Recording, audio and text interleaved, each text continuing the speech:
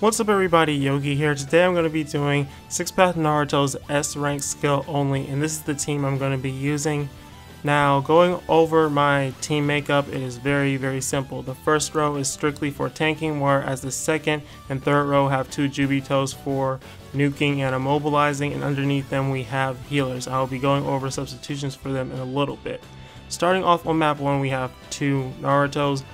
They each have their own special field skill. One of them does insane attack reduction to you, and the other one has fixed damage. So we are going to be aiming to take out the fixed damage Naruto first. Otherwise, every time you are around him, you're going to be losing a good amount of HP. Now, when it comes to the strategy here, it's pretty much use your Jubito's Jutsu or whatever other units you have with Immobilize to buy you some time as you keep whittling down their HP. And if you have a dupe on your Jubito, the third dupe, his Immobilize will be for 3 turns, 60% chance of it happening. Otherwise, you have the 2 turns with 60% chance of it hitting. And you want to make sure you hit 2 every time so that you regenerate chakra as well, lets you get more chakra for those healers to keep your HP up, or in this case your stalling units. That way you can use their jutsus or ultimates a little bit faster. Now, when it comes to going for the immobilize on the jutsu, the best case scenario, of course, is to immobilize both of them. But as long as you immobilize one of them, you're fine. If your HP gets really low, then you probably want to start resetting the app to make sure that you immobilize both of them so you can get some more time off. Otherwise, when it comes to both the Narutos on map 1 and map 2 here, they are always going to be doing a regular attack every turn. Now, what you want to do when it comes to building your team, for sure, make sure you bring a Jubito. If you don't have one yourself, next best person to bring is the last Naruto, as long as he has his ability that ignores the type disadvantage when fighting Heart. Also, he has a buddy heal that's 250 every turn, which will be helpful here. And he can also avoid the damage from jutsus, which can be helpful on the later maps. When it comes to Karen and Tsunade, they are just healers, so you can replace them with skill Kabuto if you're missing one of them, or more preferably skill Sakura. They all have their own little passive forms of healing. Karen, for example, has a field heal, Sakura has a buddy heal, and then Tsunade has a 75 heal when she syncs with skill units, so that is why she's going to be in the front more than usual. Only time you're going to see me really switch them up or make a weird move like that is if I'm going for Jubito's Jutsu and I'm trying to regenerate chakra for another one of my units. And then when it comes to my stalling row, we have Kimimaro and Anbu Kakashi. Now, Anbu Kakashi himself has a 30% heart reduction skill, so he's going to be taking less damage in general. And then his buddy skill is a 25% heart reduction skill. Now, when you add that up with Kimimaro's sync skill, which is a 15% damage reduction when syncing with skill in general, basically he has 40% less damage he will take. So that is why I'm going to be stalling with Kimimaro more than usual. Now, Kimimaro also has his third ability that allows him to ignore type disadvantage as well, so that's another added bonus. And this is the regular version of him. I unawokened him for another mission, didn't go too well, but he is excellent to use here because his jutsu has a 60% chance of immobilizing for 2 turns. Using his jutsu twice is actually stronger than using his ultimate. If you go for his ultimate, however, he gets 10% damage reduction for 5 turns, so that can let you tank a little bit better. I still prefer to use the jutsu anyway. And when it comes to Anbu Kakashi, he has a chance to immobilize on both his Jutsu and Ultimate for 1 turn. Ultimate is 80% chance, so you're going to want to be going for that more than anything. Now, if you do not have Kimimaro yourself, the next best person to actually bring is going to be another Anbu Kakashi, because he has that 25% buddy skill along with his 30% ability, which totals up to 55% damage reduction, which is basically going to be letting him tank more, if not the same amount as Yugito does versus body units. So that is a very good option. You're not going to be ignoring the type disadvantage like Kimimaro is doing here, but again, the main use for this first row is just tanking anyway. So for the rest of map 1 here, I'm just going to keep attacking Naruto. You're going to see me ganging up with my units a little bit because he's short range. I can abuse that and attack out of his range, letting Kimimaro still get hit most of the time. And once we are finished with him, we're of course going to move on to the next map. It does not matter whether or not you have all of your chakra ready for the second map, by the way.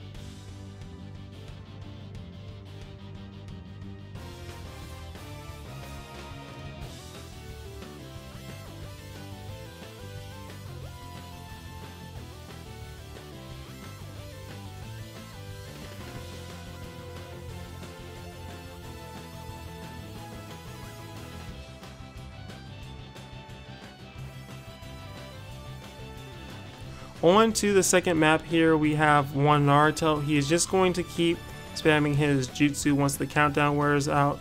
Now, as his HP gets lower, his attack pattern will change. You'll see a continuous of 3. And eventually, once he gets, even lower HP, it turns to either a 2 or a 1, just speeding up his attacks. But pretty much, once his HP gets so low, he will start using his jutsus multiple times, and then he'll start attacking randomly. So, basically when you get here, if you need to build up your chakra, just stall and, damage him a little bit. As long as you keep his HP above half, you're fine. He will target whoever's closest to him. But once it gets lower and he starts attacking all over the place, that's when you might be in trouble. So where I'm at now with his HP, he is at the point where he will definitely start doing that when he gets the chance. And the way you're going to avoid that is by keeping all of your units very, very close knit together once he starts his random attacking spree.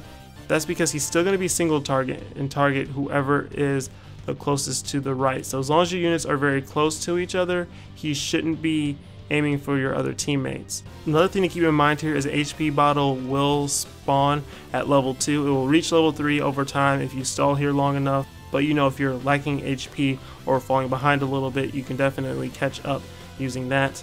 Now, the only thing you need to make sure of when it comes to finishing off Naruto here is that you have at least one of your Jubitos ready to go with their ultimate. Not because you need to use their ultimate, but because you're going to have to spam their jutsus for that immobilize, at least until you get a handle on a situation when it comes to the last map.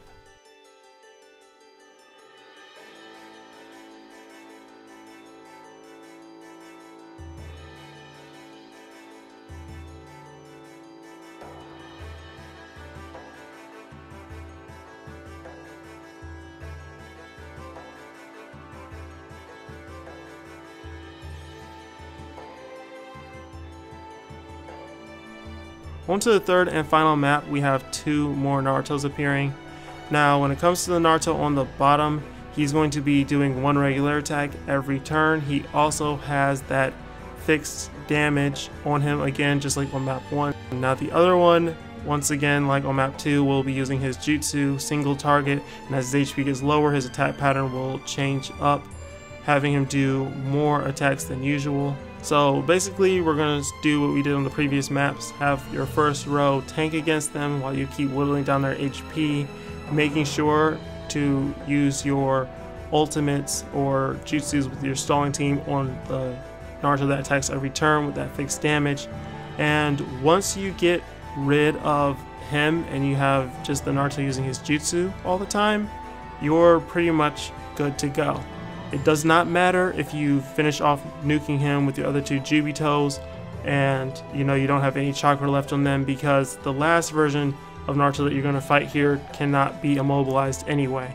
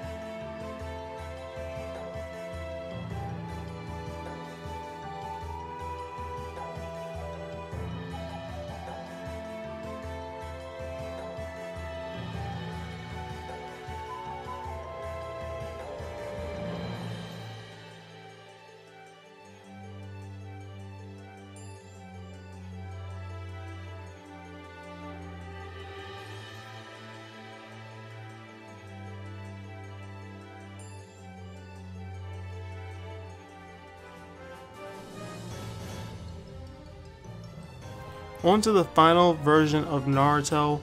The name of the game is very simple. All you need to do is stall against him, do whatever jutsus or ultimates you need to do until you get his HP to around the X of the ×2 button.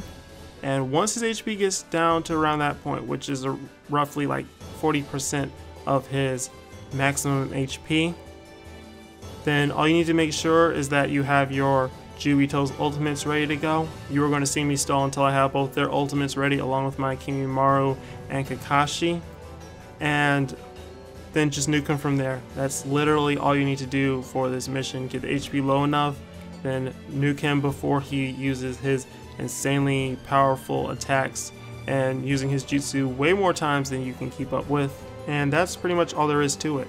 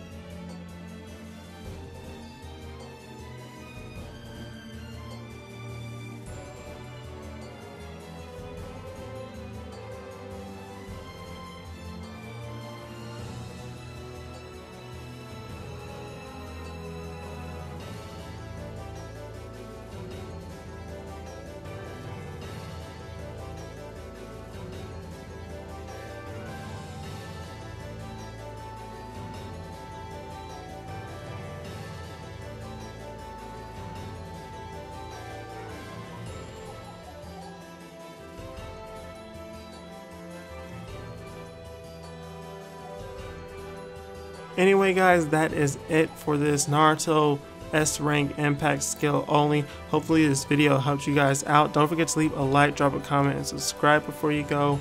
Peace.